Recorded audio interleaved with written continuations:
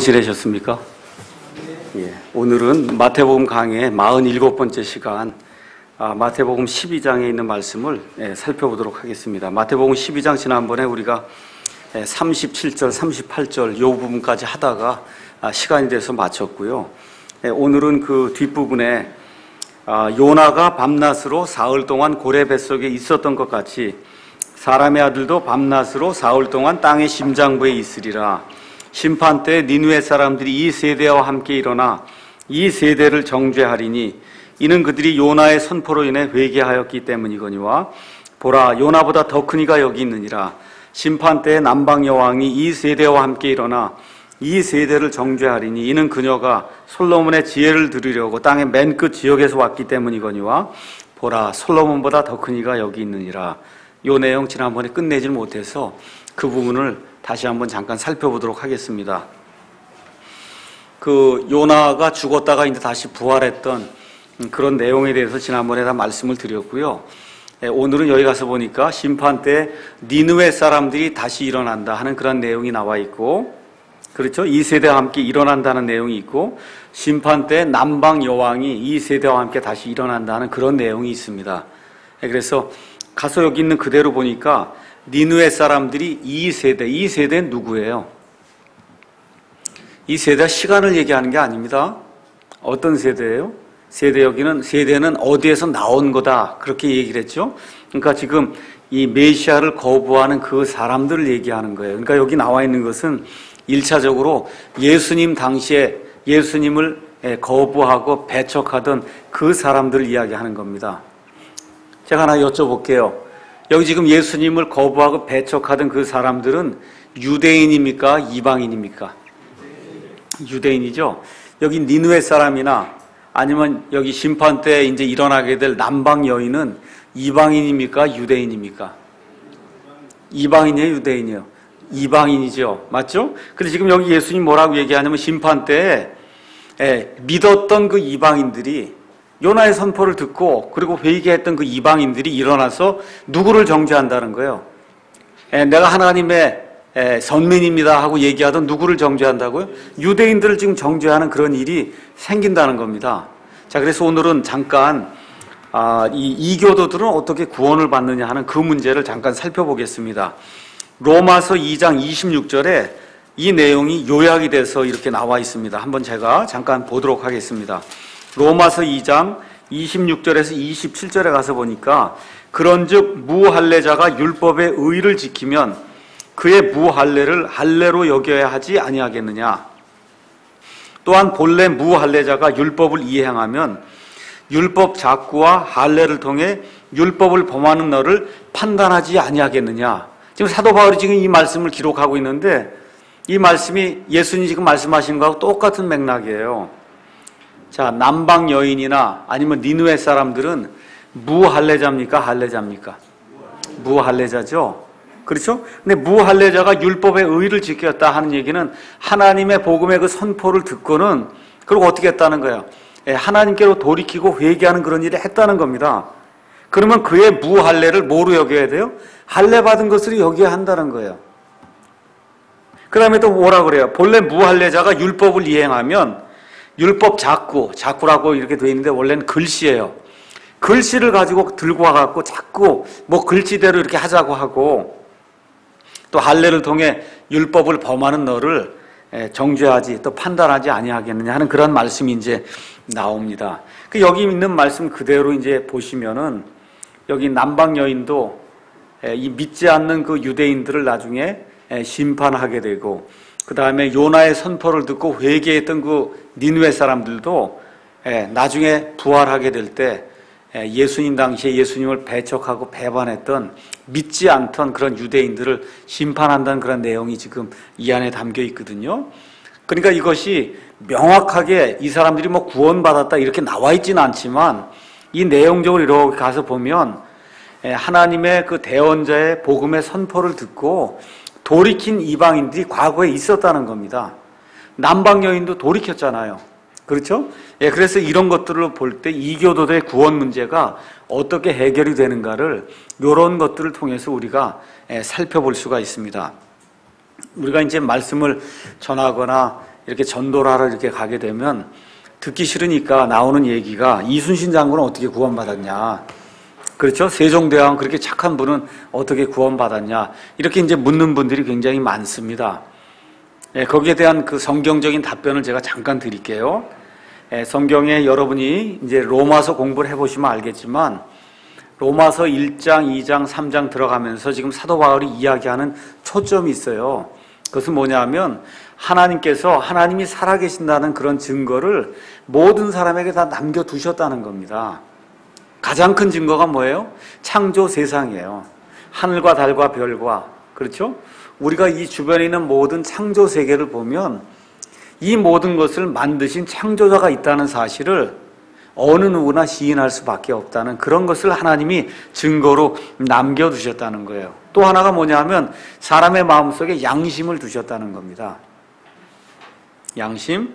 로마서 지금 찾았으니까 다시 로마서 2장 12절에서 16절에 있는 말씀을 보도록 하겠습니다.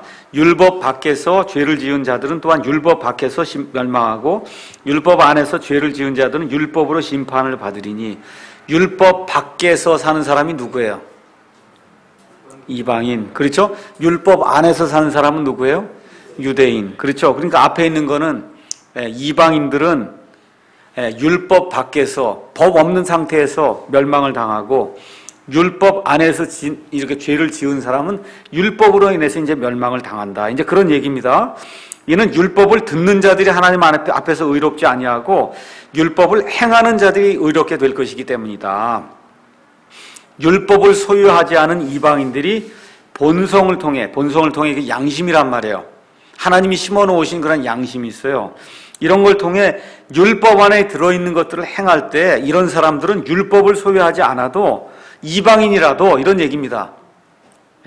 세종대왕이든 이순희 장군이든 뭐 강감찬 장군이든 그 옛날에 살던 그런 사람들이 율법이 없어도 자기의 자체에게 율법이 된다는 거예요. 이런 사람들은 또한 자기 양심이 증언하며 자기 생각들이 서로 고소하고 변명하는 가운데 자기 마음속에 기록된 율법의 행위를 보이느니라. 이렇게 기록이 되어 있어요.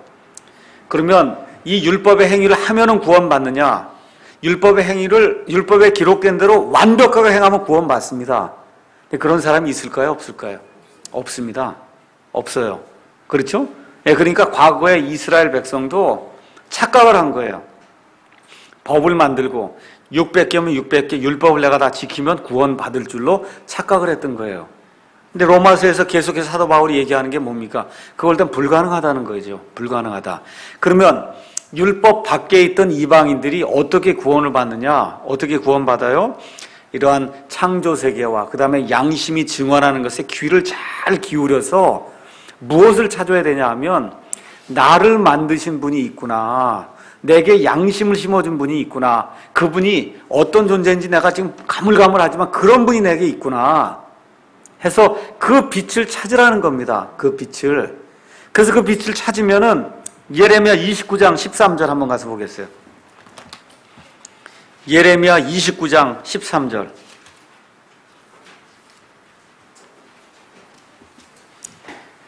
하나님께서 구약시대든 신약시대든 조선시대든 고려시대든 뭐 신라시대든 네팔에 사는 사람이든 지금 아마존강 유역에 있는 그런 원시인들처럼 사는 그런 사람들이든 하나님이 그와 같은 하나님께서 주신 창조세계와 양심의 소리에 귀를 기울이고 나를 만드신 분이 있구나, 내가 그분을 찾아야 되겠구나 하고 그거를 반응을 보이면은 13절에 너희가 마음을 다하여 나를 찾으면 어떻게 한다 그랬어요? 나를 찾고 나를 만나리라. 하나님이 약속해 주시는 거예요. 그래서 이 세상에 들어오는 모든 사람은 이러한 빛을 요만큼이라도 다 가지고 있다는 겁니다. 요한복음 1장 9절 잠깐 보겠습니다. 요한복음 1장 9절에 가서 보니까 그 빛은, 예수님은 참 빛으로 세상에 들어오는 모든 사람을 비추느니라. 이 세상에 들어오는 모든 사람은 이와 같은 양심과 창조세계의 이런 빛을 통해서 하나님이 있다고 하는 그런 사실을 부인할 수가 없다는 거예요. 그래서 자기에게 주어진 그 빛이, 예를 들어 미국 사람들이다. 미국 사람들 그 나라에 태어나면 그 빛이 양이 많습니다. 네팔이나 지금 아마존강 유역에 이렇게 태어나면 그 빛이 작아요. 근데 그 빛이 없을 수는 없다는 거예요. 누구에게나 그 빛이 다 있다는 겁니다. 그래서 큰 빛이 있는데 거기에 반응한 사람도 있고, 조그만 빛이 있으면 거기에 반응한 사람이 있고, 하여튼 빛에 반응하기만 하면 하나님이 만나 주시겠다는 거예요. 어떻게는 하나님이 하실 일이에요. 우리가 할 일 아닙니다. 어떻게는. 그런데 과거에 뭐 강감찬 장군이든 뭐 여러분이 잘 아는 을지문덕 장군이든 이순신 장군이든 세종대왕이든 이러한 빛을 보고도 반응을 어땠어요? 안 했어요. 반응을 하지 않았어요. 대부분의 사람들이 반응을 하지 않았습니다. 그 성경적으로 이야기하면 어떻게 해요? 지옥 간 거예요. 성경적으로 이야기하면. 예. 근데 하나님이 정당하게 나중에 심판하신다고 얘기하거든요.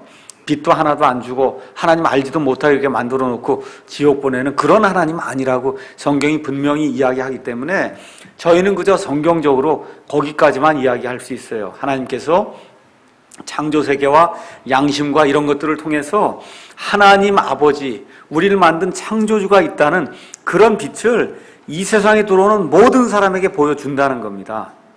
그 보여준 사람 중에 하나가 누구예요? 남방 여인이에요. 이 남방 여왕이 누굽니까? 솔로몬 당시에 세바라고 하는, 여러분이 오늘 집에 가시거든 팔레스타인하고 사우디아라비아 있는 그 지도를 한번, 혹시 영어 성경, 이 한영대역 성경 가지고 계시면은 어디를 펴보시냐면 한영대역 성경의 지도 4페이지 지도를 한번 가서 보세요. 4페이지 지도. 거기 가서 보면 민족들 노아의 후손 이렇게 나와 있습니다.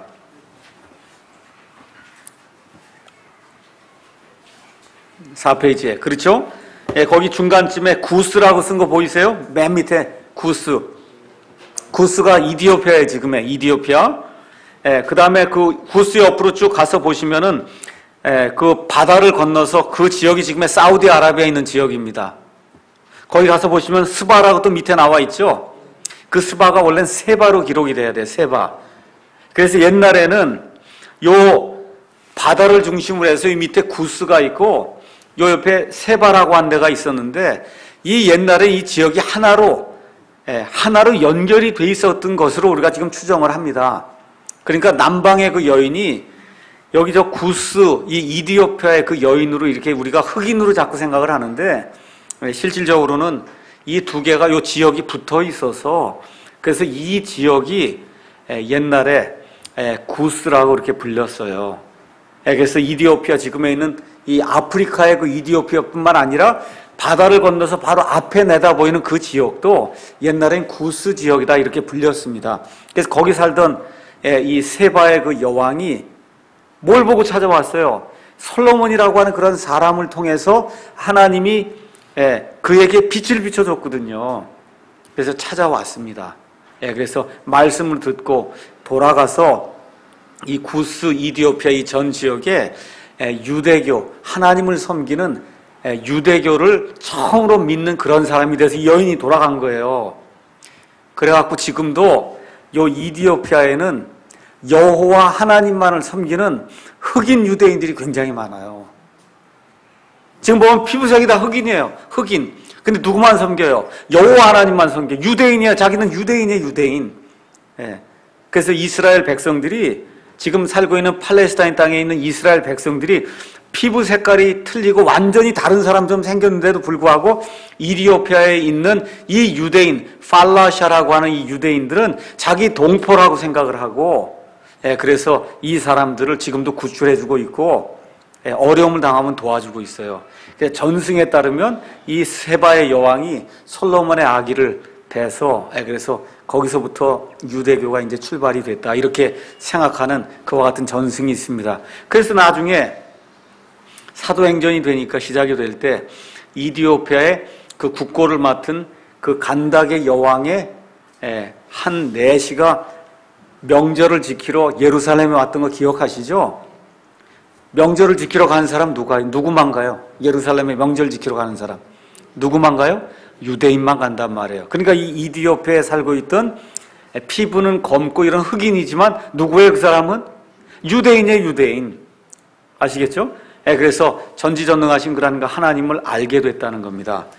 그래서 제가 이제 결론적으로 이제 말씀드리고자 하는 것은 외딴 지역에 살든 아니면 과거에 고려 시대에 살았든 고조선 시대에 살았든 중국의 한나라에 살았든 어디에 살았든지 지금 아마존강 유역에 살든지 아프리카 오지에 살든지 상관이 없어요. 성경적으로 이야기하면 하나님이 그들에게 비춰주신 그 빛은 정도가 다 다릅니다. 그 빛에 순종하고 하나님을 찾으려고 노력하면 하나님이 반드시 만나주신다는 거예요. 어떤 방식으로든. 성경에 나와 있는 대표적인 인물이 누굽니까? 이방인으로 구원받은 대표적인 인물. 욥 있잖아요. 욥 아세요? 욥. 아브라함 당시에 욥이 지금부터 약 4,000년 전에 사는 이 사람 유대인 아닙니다. 유대인 아니에요? 이런 사람들을 통해서 하나님께서 하나님의 공의와 하나님의 심판을 이제 보여주셨습니다.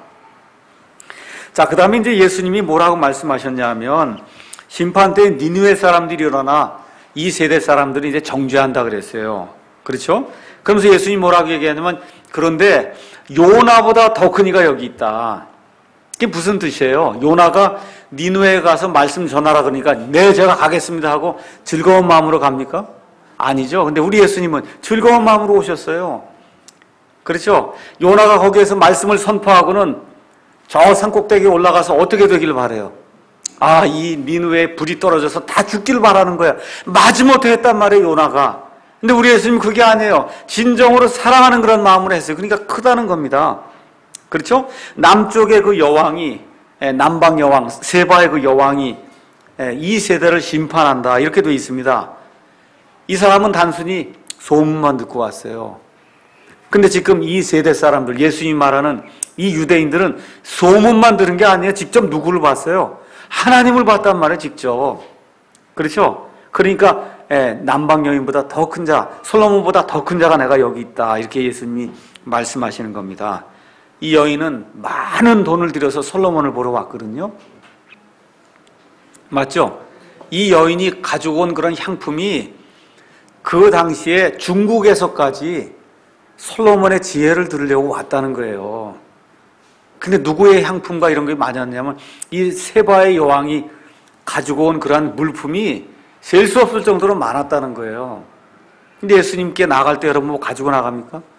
아무것도 없잖아요. 그게 더 크다는 겁니다. 예수님께. 그래서 또 누구에게 왔냐? 죽을 자에게 왔어요. 솔로몬이라고 한 죽을 사람에게 왔어요. 근데 우리 예수님은 영원토록 죽지 않는 분입니다. 그래서 여기 예수님께서 요나보다 더 큰 이가 여기 있다. 솔로몬보다 더 큰 이가 여기 있다. 이 얘기할 때 더 크다고 하는 그런 의미가 무엇인지 저와 여러분이 잘 이해하시면 좋겠습니다. 43절에서부터 이제 45절에 말씀은 이제 부정한 영이 어떤 사람에게 들어갔다가 다시 나왔다가 다시 들어가는 그런 내용이 이제 기록이 되어 있습니다. 부정한 영이 사람에게서 나와 마른 곳으로 다니며 쉴 곳을 구하나 전혀 찾지 못하고 이에 이르되 내가 내 집 곧 내가 나온 곳으로 돌아가리라 하고는 가서 보니 그 집이 비고 청소되고 꾸며져 있으므로 이에 가서 자기보다 더 사악한 다른 영 7을 데리고 들어가 거기 거하매 그 사람의 나중 형편이 처음보다 더 나쁘게 되니라. 이 사악한 세대도 참으로 그와 같이 되리라 하시니라. 이렇게 기록이 되어 있습니다. 자, 그러면 마귀가 들어갔다가 나왔다가 다시 들어간 것은 지금 예수님이 비유로 말씀하시는 거예요. 어떤 개인에게 당한 그런 일을 지금 이야기하시는 겁니다. 그런데 이게 지금 비유잖아요. 그렇죠? 맨 끝에 예수님이 뭐라 그래요? 맨 끝에. 그거 다 말씀하신 다음에 뭐라고 얘기하냐면 이 사악한 세대도 참으로 그와 같이 되리라 얘기하는 걸 보니까 지금 여기 사악한 영이 들어갔다가 나왔다가 다시 들어간 그 사람이 결국은 누구를 대표한다고 볼 수 있어요? 누구? 예수님 당시에 예수님을 거부하고 반역하던 그 이스라엘 백성을 가리킨다고 우리가 자연스럽게 볼 수밖에 없습니다. 자, 그래서 여기 부정한 영 마귀인데 사탄 마귀가 있고 마귀의 쫄개가 되는 마귀들이 있다. 성경이 그렇게 이제 이야기를 하고 있죠. 마태복음 17장 15절에 가서 보시면은 이 마귀가 좋아하는 몇 가지 것이 이제 나옵니다. 17장 15절. 내 아들에게 긍휼을 베푸소서. 그가 미친 증세로 심히 시달리고 자주 불 속에 쓰러지며 종족 물 속에 빠지나이다. 마귀가 뭘 좋아해요? 물을 좋아해요. 사람은 어디다 밀어넣길 좋아해요? 불 속에 밀어넣길 좋아합니다. 그러고도 깨닫질 못해요, 이 마귀가 들어간 사람이. 좀 하여튼 성경적으로 이렇게 이야기하고, 또 여기 이 예수님이 마귀가 살던 그 집이 어떤 게 마귀가 살던 집이라 그럽니까? 사람의 몸이 마귀가 살던 집이다. 지금 그렇게 이야기하고 있죠. 그러니까 믿지 않는 그런 사람에게 마귀가 들어가서 그 사람의 몸을 집으로 삼는다는 거예요. 이게 똑같은 거예요. 저와 여러분이 예수님을 맞이해서 성령님이 우리 안에 들어오시면 성령님이 저와 여러분의 몸을 뭐로 삼습니까? 집으로 삼아요. 근데 성령님이 삼은 그 집을 성령님의 전이라고 얘기해요. 아시겠죠? 전, 템플이라고 얘기하는 거예요. 템플. 그래서 저와 여러분은 이렇게 살잖아요. 사는데 성령님을 모시고 사는 집이 움직이는 집이에요. 이 집이 움직이는 성전이에요. 움직이는 성전. 옛날에 그 이스라엘에 있던 성전은 움직일 수가 없어요. 그냥 모리아산에 거기다 그냥 지어놓은 거 움직이지 못해요. 근데 신약시대 예수님께서 이 승천하신 그 이후에 우리에게 이제 오순절날 이후로 성령님께서 오신 이후에는 저와 여러분을 집으로 삼으신다는 거예요. 집. 아시겠죠? 마귀도 자기 사람을, 그 사람의 몸을 뭐로 삼아요? 자기 집으로 삼는다는 겁니다. 자, 그래서 이 내용과 이제 연관해서 축사에 대해서 오늘 잠깐 좀 말씀을 드리겠습니다. 축사. 소위 그 베레아 교회라든지 뭐 이런 데 가면은 마귀를 내쫓아야 된다고 엄청나게 연습을 많이 시킵니다. 연습시킵니다. 연습을. 알겠죠? 무슨 총체 갖고 이렇게 뭐 하는 게 아니고 하여튼 마귀를 내쫓아야 된다고 하는 그 축사 문제가 이제 나와요. 그래서 이 사람들이 들고 나오는 그런 구절이 이 마가복음 16장 17절에 있는 말씀입니다. 마가복음 16장 17절. 거기 가서 보니까 믿고 침례를 받는 자는 구원을 받으려느니와 믿지 않는 자는 정죄를 받으리라. 믿는 자들에게 이런 표적들이 따르니 곧 내 이름으로 그들이 마귀들을 내쫓으며 새 언어를 말하며. 그 밑에는 인용하지 않아요. 딱 17절만 인용합니다. 그 밑에는 할 수가 없으니까 18절은 안 읽어요. 17절만 딱 읽거든요. 마귀를 내쫓아야 된다. 자, 이걸 이제 우리가 보통 축사한다 그렇게 얘기를 합니다. 축사. 영어로는 엑소시즘. 엑소시즘을 하는 사람은 엑소시스트라고 얘기하는 거예요. 우리 옛날에 영화 있었잖아요. 엑소시스트. 맞죠? 그게 마귀를 내쫓는다 그런 뜻입니다. 그런 사람을 엑소시스트다. 자, 여러분 마태복음에 가서 보시니까 예수님이 마귀들 내쫓습니까? 안 쫓습니까? 쫓아요, 안 쫓아요? 쫓습니다. 자, 사도행전이 시작이 됐어요. 그렇죠? 예수님께서 사도행전이 시작이 되기 전에 마귀들을 내쫓겠다고 하는 그런 약속을 분명히 12사도에게 주었습니다. 그렇죠? 그런 내용들이 있지만 그런 내용이 정확하게 이제 기록이 된 거 한 예를 찾아보면 사도행전 16장에서 빌립보 지역에서 사도 바울이 복음을 선포하다가 마귀가 들려있는 점치는 소녀를 만나서 그 소녀에게서 마귀를 내쫓는 그런 대목이 거의 유일하게 한 군데 이제 기록이 돼 있어요.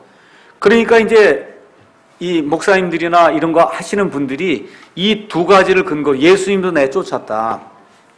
사도 바울도 사도행전 16장에서 내쫓지 않았냐. 그러니까 예수님을 믿는 사람은 마귀를 내쫓는 권세가 있는 거다. 그래서 마귀를 내쫓아야 되니까 연습을 하라 해서 엄청 이제 연습을 시킵니다.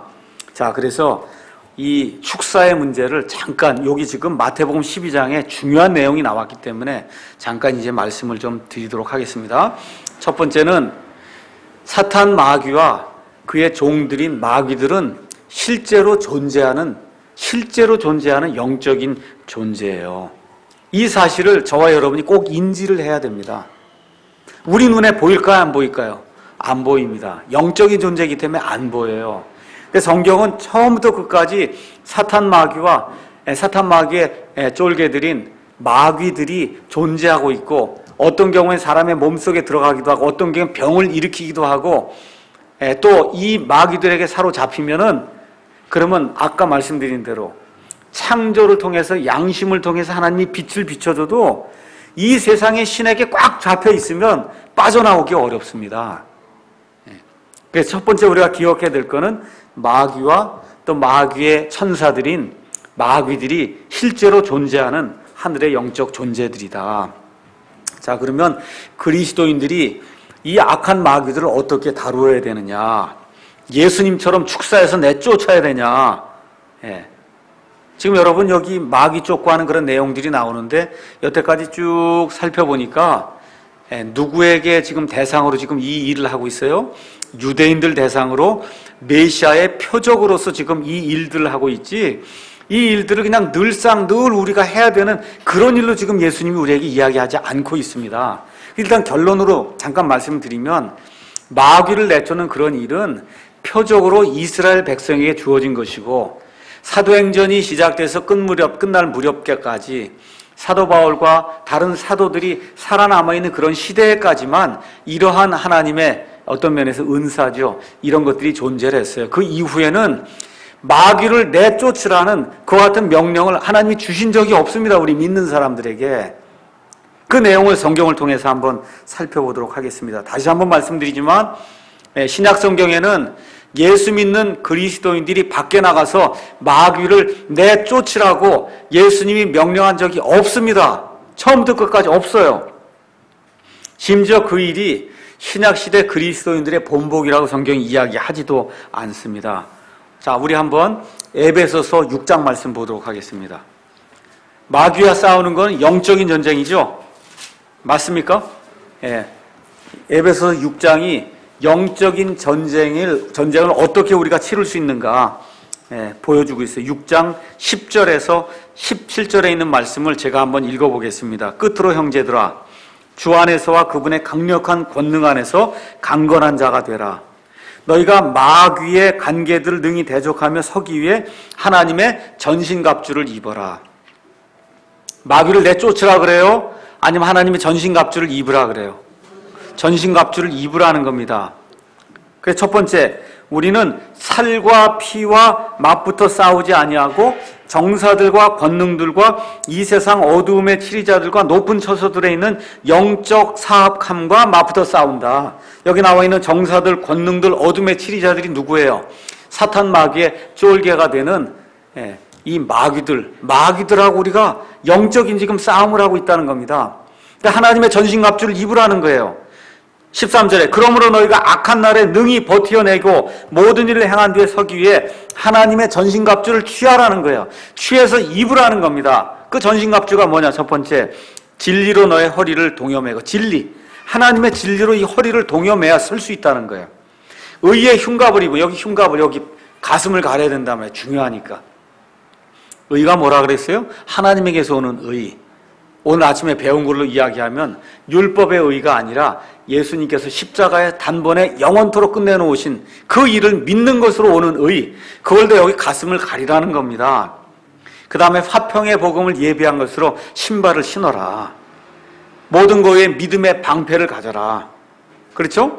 그것으로 능히 저 사악한 자의 모든 불화살을 끄고 구원의 투구와 성령의 검 곧 하나님의 말씀을 취하라.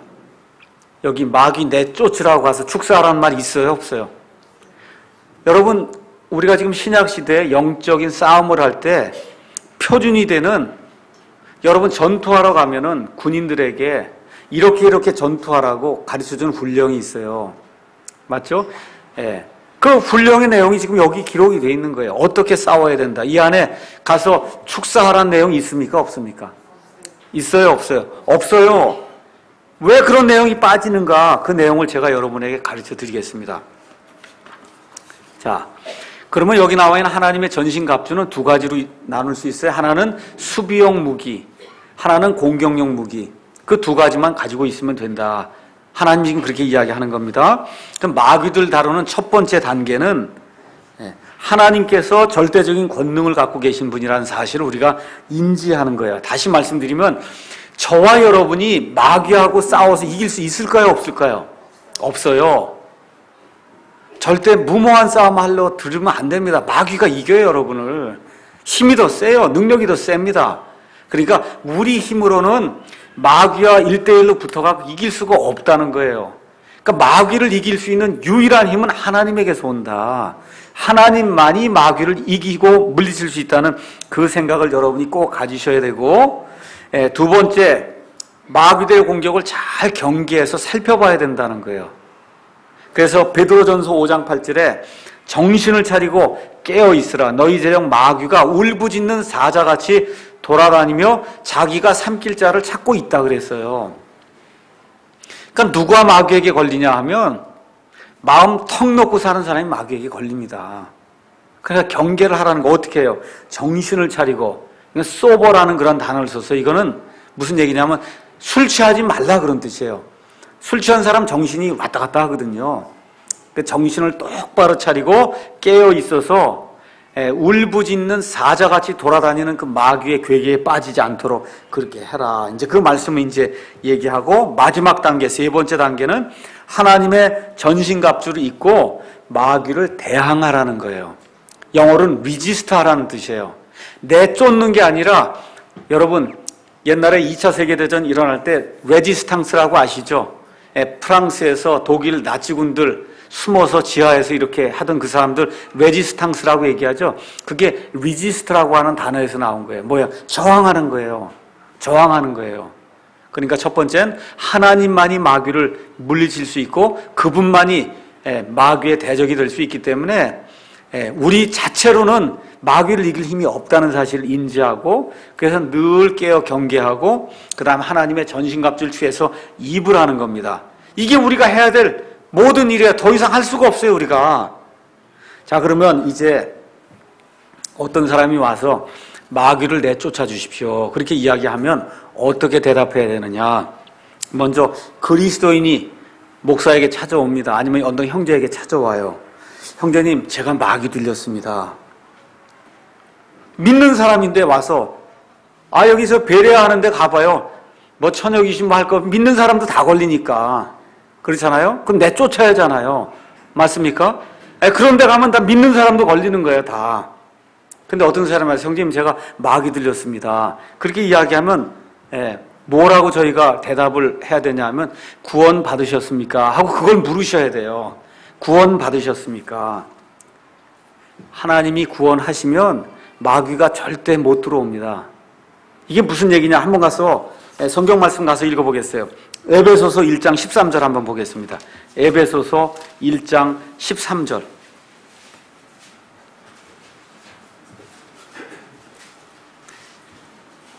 너희도 진리의 말씀 곧 너희의 구원의 복음을 들은 뒤에 그분을 신뢰하였고 너희가 믿은 뒤에 또한 그분 안에서 약속의 저 거룩하신 영으로 봉인이 되었느니라. 봉인이 뭐예요? 봉투에 풀로다 이게 붙이는 게 봉인이죠? 그럼 봉인 해놓으면 침입할 수 있어요? 없어요? 못 들어와요. 마귀가 못 들어옵니다. 그래서 그게 어디까지 지속이 되느냐? 가서 4장 30절 가서 보겠어요. 하나님의 거룩한 영을 슬프게 하지 말라. 그분으로 말미암아 너희가 구속의 날까지 봉인되었느니라. 구속의 날이 뭐예요? 우리 몸이, 우리가 죽은 뒤에 우리 몸이 저기 썩지 않습니까? 나중에 예수님께서 천사장의 음성과 호령과 이게 내려오실 때 그때 우리 몸이 구속이 되거든요. 그때까지 몸이 지금 썩어 있어도 마귀가 침범을 못 한다는 거예요. 왜 그래요? 하나님이 풀로 봉인해 놨기 때문에. 그러면 예수 믿습니다 이렇게 얘기하는 사람에게, 예수님이 내 구원자입니다 이렇게 얘기하는 사람에게 마귀가 들어갈 수 있어요, 없어요? 없습니다. 왜 그래요? 예수님이 일단 우리 안에 들어오시면 우리 몸이 뭐가 돼요? 예수님의 집이 된단 말이에요. 예수님의 집이 돼버린 거예요. 그러니까 못 들어와요. 마귀가 못 들어와. 예수님을 이길 수가 있어야 들어오지, 예수님을 물리쳐야 들어올 거 아닙니까? 그러니까 못 들어와요. 그러니까 어떤 그리스도인이 와서 제게 처녀 귀신이 왔습니다 뭐 이렇게 얘기하면 잘 얘기해 주셔야 돼요. 예수님이 들어오셨으면 못 들어옵니다, 마귀가. 설명을 해 주셔야 됩니다.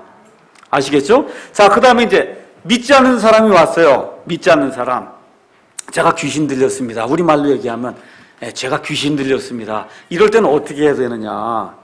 많은 목사들이 이런 데 이제 넘어가요. 뭔가 마귀를 멋있게 내쫓으면 그것도 이제 텔레비전에 방영이 딱 되고 그러면 성도들이 막 늘어나거든요. 거기에 그 유혹에 이제 빠져들기가 쉽습니다. 자, 그러면 마귀 들리는 사람에게 하는 그런 조치를 제가 이제 말씀드릴게요. 자, 먼저 하여튼 비그리스도인이 왔어요. 그러면 구원 받으셨습니까? 이제 또 물어봐야 돼요, 여전히. 그래서 그 사람이 구원 받았다고 얘기를 하면 또 다시 설명을 해줘야 되는 거예요. 아까 제가 말씀드린 대로 구원 받은 사람에게 마귀가 들어갈 수가 없습니다. 그런데 이제 이 사람이 저는 구원이 뭔지 잘 모릅니다. 맞죠? 그러면 그럼 제가 마귀를 내쫓아 드리겠습니다. 이러면 안 되는 겁니다. 문제가 더 심각해져요. 왜 심각해지느냐? 지금 여기 마태복음 가서 한번 제가 설명을 드려볼게요. 마태복음 12장 가서 보세요. 아까 읽은데 부정한 영이 사람에게 들어갔죠. 그 다음에 나왔죠. 맞습니까? 그래 나와서 내가 다시 한번 가봐야 되겠다고 자기보다 더 사악한 영 7을 데리고 그 집에 갔더니 그 집이 다 어떻게 됐어요? 비어있고 청소가 다 돼 있단 말이에요. 그래서 7을 데리고 들어가서 이 사람의 나중 상태가 더 비참하게 됐단 말이에요. 맞습니까? 그러니까 잘 들으세요. 어떤 사람이 마귀를 내쫓는다 그래갖고 믿지 않는 사람인데 내쫓아내잖아요. 그러면 어떻게 되는 거예요? 주인이 없는 상태로 이 사람이 비어있는 거예요. 비어있잖아요. 그럼 내쫓긴 마귀가 나중에 몇을 더 데리고 들어가요? 7, 8을 더 데리고 들어간다니까. 더 데리고 들어가요. 왜 그래? 이게 비어있어요. 주인이 없단 말이에요. 주인이 없어요. 그러니까 마귀를 내쫓을 수 있을까요? 없을까요? 마귀가 흉내를 내요. 내쫓는 것처럼 소리 지르고 내가 내 외삼촌이라 그러고 목소리가 변하고 그러지 않습니까? 여러분 보셨죠? 텔레비전 이거 보면 그러잖아요. 우리 할아버지라 그러고 다 얘기해요. 어이구 정말이라 그렇게 얘기를 한다면 마귀가 쇼를 하는 거예요. 왜 그래요? 나중에 7을 더 데리고 들어오려고. 7을. 그러면 그 사람의 나중 상태가 어떻게 돼요? 더 나쁘게 된단 말이에요. 더 나쁘게 돼요. 그러니까 지금 어떻게 해야 되냐면 그럼 그 사람이 제가 귀신 들렸습니다. 그렇게 얘기하면 어떻게 해야 돼요? 믿습니까? 그럼 믿는다고 얘기하면 그건 그럴 리가 없습니다. 설명해주고 저는 예수님이 누군지 모릅니다 하면 마귀를 내쫓으면 안 되고 하나 있는 게 낫지 8 되면 어떻게 됩니까 이게? 그렇잖아요. 그럼 어떻게 해야 돼요?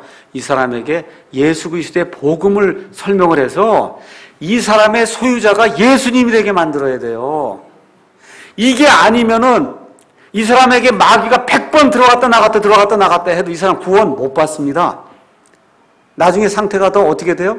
더 나빠져요. 이 내용을 우리가 잘 기억을 해야 됩니다.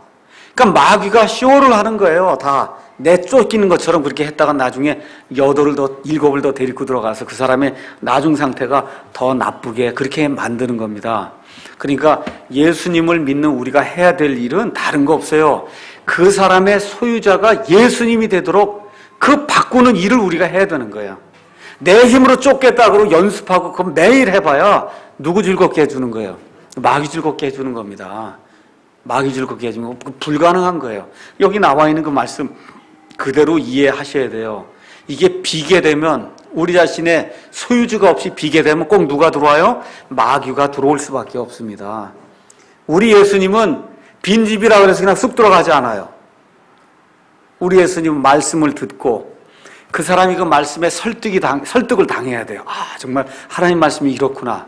내가 정말 죄인이라고 하는 그런 사실을 알게 되고 그리고 어떻게 납득이 되고 예수님 내가 내 개인의 구원자로 맞아드리겠습니다 하고 자발적으로 예수님을 모셔드리기 전까지는 예수님이 막 밀고 들어가지 않습니다.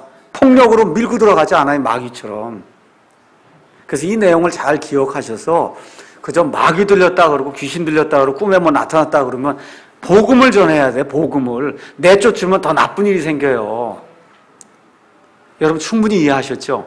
예. 자, 그러면 축사 내용은 요걸 다 이제 지나가도록 하고. 자, 그러면 이제 그 다음으로 가서 보니까 40절에서 45절에 이제 내용이 46절에서부터 50절에 그분께서 아직 사람들에게 말씀하실 때 보라 그분의 어머니와 그분의 형제들이 그분과 말하기를 바라며 밖에 서 있더라. 그때 한 사람이 그분께 이르되 보소서 선생님의 어머니와 선생님의 형제들이 선생님과 말하기를 바라며 밖에 서 있나이다 하거늘 그분께서 자기에게 말한 사람에게 응답하여 이르시되 누가 내 어머니냐 누가 내 형제들이냐 하시고 손을 내밀어 자기 제자들을 가리켜 이르시되 내 어머니와 내 형제들을 보라. 누구든지 하늘에 계신 내 아버지의 뜻을 행하는 자 곧 그가 내 형제요 자매요 내 어머니이니라 하시니라. 이렇게 기록이 되어 있습니다. 자, 먼저 여러분에게 말씀드릴 것은 누가 내 형제냐. 예수님 말씀해 주시죠. 누가 내 형제냐. 여기 나와 있는 형제는 저와 여러분을 가리키는 게 아니에요. 지금 여기서 문맥이 지금 또 누굴 얘기하는 거예요? 유대인들을 지금 상대로 얘기하는 거예요. 유대인들 가운데 예수님을 받아들이고 하나님의 뜻대로 사는 그 사람들이 내 형제다. 예수님의 지금 여기서 얘기하는 건 육체적인 형제를 얘기하는 거예요. 육체적인 형제. 아버지의 뜻은 아버지께서 보내신 자를 믿는 거예요. 여러분 한번 가셔서 요한복음 가서 읽어보세요. 요한복음 1장 가서. 요한복음 1장 12절, 11절, 12절 가서 보세요. 그분께서 자기 백성에게 오시매. 근데 백성이 지금 이탈릭으로 돼 있죠? 그럼 원래 없다는 뜻이에요. 원래 뜻대로 하면 그분께서 자기 것에게 오시매 그분의 것이 그분을 받아들이지 아니하였다. 이렇게 돼 있는 거예요. 원래 그대로 그냥 직역을 하면. 그럼 그분의 것이 누구예요? 누구예요? 유대인이란 말이에요. 유대인. 예수님이 자기의 것, 자기 백성, 자기의 형제, 자기의 자매, 자기 어머니, 이 유대인들에게 왔으나 유대인들이 그분을 받아들이지 않았단 말입니다. 근데 그분을 받아들인 자는 다 어떻게 된다? 하나님의 아들이 되는 그러한 권능을 우리에게 주셨다 해서 이방인들에게 또 유대인 가운데 믿는 자들에게 이와 같은 일이 생기는 것을 지금 우리에게 보여주고 있거든요. 자, 이런 내용들 여러분이 기억을 하시면서 여기 나와 있는 내 형제, 예수님이 얘기하는 그 내 형제는 먼저 여러분 마태복음 25장 가서 보겠습니다. 마태복음 25장.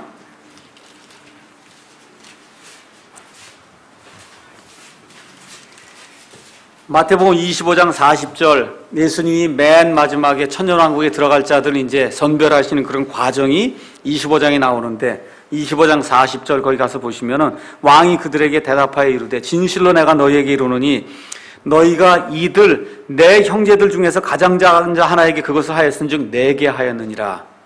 나중에 다시 말씀드리겠지만 예수님 앞에 세 무리가 서 있어요. 유대인 한 무리가 중간에 서 있고 예수님의 오른쪽에 양민족에 속한 자들이 서 있고 예수님 왼쪽에 염소민족에 속한 자들이 서 있어요. 예수님이 이 내 형제들 요 유대인들에게 너희가 어떻게 행했냐 믿음을 가지고 그것 가지고 심판한다 지금 얘기를 하는 거예요. 이런 경우에 이 형제들은 지금 신약 성도들 얘기하는 게 아니에요.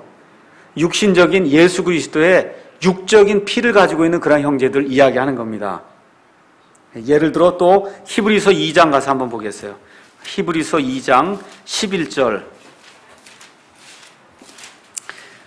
히브리서 가서 보시면 히브리서 제목이 뭐로 돼 있나 한번 가서 보세요. 히브리서 1장 맨 위에 가셔서 히브리서 제목 한번 읽어보세요. 다 같이 시작. 히브리 사람들에게 보내는 사도 바울의 서신. 누가 지었어요? 사도 바울이 기록했어요. 누구에게 보냈어요? 히브리 사람이 더 간단하게 얘기하면 누구예요? 유대인이에요. 유대인에게 보내는 유대인 그리스도인들에게 보내는 사도 바울의 서신이에요. 맞죠? 그럼 여기 히브리서에 나와 있는 모든 내용은 다 구약시대의 레위기를 기반으로 해서 지금 이렇게 기록이 돼 있어요. 왜 그래요? 이 레위기가 유대 사람들 향한 그런 말씀이기 때문에 지금 여기 대상이 누구냐면 히브리 사람, 유대인이에요. 이런 사람들을 중심으로 해서 11절에 2장 11절 거룩히 구별하시는 분과 거룩히 구별된 자들이 다 하나에서 나선 이러한 까닭에 그분께서 그들을 형제라 부르기를 부끄러워하지 아니하시고 이렇게 나오는 그러한 그 형제 이런 것이 1차적으로는 유대인 형제들을 가리킨다 이렇게 이제 보시고 2차적으로 우리 믿는 사람들을 가리킨다 이렇게 보시면 그러면 이제 맞을 겁니다. 요한복음 20장 17절도 한 번만 보겠습니다. 요한복음 20장 17절. 거기에도 예수님께서 이제 부활하신 다음에 나오는 그런 내용이 나오는데 20장 17절에 예수님께서 그녀에게 이르시되 마리아에게 내게 손을 대지 말라. 내가 아직 내 아버지께로 올라가지 아니하였노라. 다만 내 형제들에게 가서 그들에게 이르되 내가 내 아버지께로 간다. 그렇게 얘기하라는 거예요. 이런 날 나오는 내 형제는 유대인을 이야기하는 겁니다. 1차적으로. 뭐 100%예요. 여기 요한복음 이런 데 나와 있는 것은. 히브리서는 1차적으로 유대인이고 그 다음으로는 우리 믿는 사람들도 가리킨다. 신약시대 서신이기 때문에 그렇게 이제 볼 수가 있는 겁니다. 자, 그래서 예수님의 그 어머니와 형제들 이야기가 이제 나오는데, 자, 여러분, 천주교에서는 예수님의 어머니 마리아가 평생토록 동정녀였다는 거예요. 예수님만 낳고 더 안 낳았다는 겁니다. 그래서 영어로 할 때 동정녀 할 때는 virgin의 그 V를 여기 가서 보세요. 큰 글자 대문자로 V를 쓰는 겁니다. 성경에 나오는 처녀는 부정관사 A에다가 스몰 V를 쓰는 거예요. 마리아는 스몰 V예요. 한 처녀였어요. 예수님 낳은 이후에도 계속해서 아들, 딸을 낳습니까? 안 낳습니까? 낳습니다. 낳았어요. 그렇죠? 예, 예수님의 형제들 이름까지 나와요. 가서 한번 마태복음 13장 55절. 이 사람은 목수의 아들이 아니냐? 그의 어머니는 마리아라 하지 아니하느냐? 그의 동생들은 야고보와 요새와 시몬과 유다라 하지 아니하느냐? 그의 누이들도 있단 말이에요. 이거 다 누구의 아들, 딸입니까? 요셉과 마리아의 아들, 딸이에요. 예수님 낳은 이후에 마리아가 낳은. 근데 천주교에서는 마리아를 높이고 마리아를 하나님의 어머니로 이렇게 해야 되는데 하나님의 어머니가 또 아들, 딸들을 낳으면 안 되잖아요. 그렇잖아요. 그러니까 어떻게 이건 다 사춘이다. 이렇게 이제 하는 겁니다. 사춘이다. 그래서 사도행전 1장 14절 가서 보시면은 오순절 다락방에 우리 예수님의 어머니 마리아도 이제 같이 들어가십니다. 근데 거기 가서 마리아에게 경배했던 기록이 있습니까? 없습니까? 없어요. 그런 기록이 전혀 없습니다. 요한복음 2장 4절에도 여러분이 가서 보시면 마리아가 가나의 혼인잔치에서 물이 떨어졌습니다. 그 얘기할 때 여자여 그게 나와 무슨 상관이 있습니까? 공생에 들어간 이후, 그 전에는 어머니라고 불렀을 겁니다. 공생에 들어간 이후는 마리아가 더 이상 어머니 아니에요. 아니에요. 그래서 예수님이 뭐라고 불러요? 어머니 그렇게 불러요? 아니에요. 뭐라고 불러요? 여자여 그렇게 부릅니다. 요한복음 19장 26절 가서 보겠어요. 예수님이 돌아가실 때 십자가 그 앞에 지금 누가 와 있냐면 예수님의 어머니 마리아하고 예수님이 사랑하시던 제자 요한이 지금 와 있습니다. 19장 26절. 그러므로 예수님께서 자기 어머니와 자기가 사랑하던 제자가 곁에 서 있는 것을 보시고 자기가 사랑하던 제자가 이름이 누구예요? 요한입니다. 이 요한복음을 기록한 요한이에요. 요한계시록을 기록한 그 요한. 보시고 자기 어머니에게 이르시되 여자여 어머니여 그래요? 여자여 당신의 아들을 보소서. 이거 잘 들으세요. 당신의 아들을 보소서. 이게 누구예요? 당신의 아들이. 예수님이 아니야. 그렇게 읽으면 국어를 잘못 읽는 거예요 이게. 누구예요? 요한을 가리키는 거예요. 그 다음에 나오잖아요. 그러므로 그 다음에 그 뒤에 그 제자에게 이르시되 내 어머니를 보라. 이게 무슨 얘기입니까? 이제부터 내가 마리아를 어머니로 모시고 살아라. 지금 그렇게 얘기하는 거예요. 이해하시겠죠? 마리아에게는 뭐라고 부르세요? 예수님이? 여자요. 그렇게 부르자. 여자요. 예수님은 공생에 들어간 이후로 한 번도 마리아를 어머니라고 부른 적이 없습니다. 여자요. 이렇게 부르는 거예요. 여자요. 처음부터 끝까지 여자요. 이렇게 부르는 겁니다. 내 어머니를 보라. 당신하고 또 얘기하고 당신의 아들을 보소서 얘기할 때 그 당신의 아들은 나를 봐라 이런 얘기가 전혀 아닙니다. 요한에게 내 어머니다. 그리고 마리아에게 당신의 아들입니다. 이제부터 이 요한이 당신을 보살펴 줄 겁니다. 지금 그렇게 얘기를 하는 거예요. 오늘 시간이 돼서 일단 여기까지만 이야기하고 다음 주에 마리아 숭배에 대해서 다시 한번 말씀을 드리도록 하겠습니다. 마치겠습니다. 기도하겠습니다.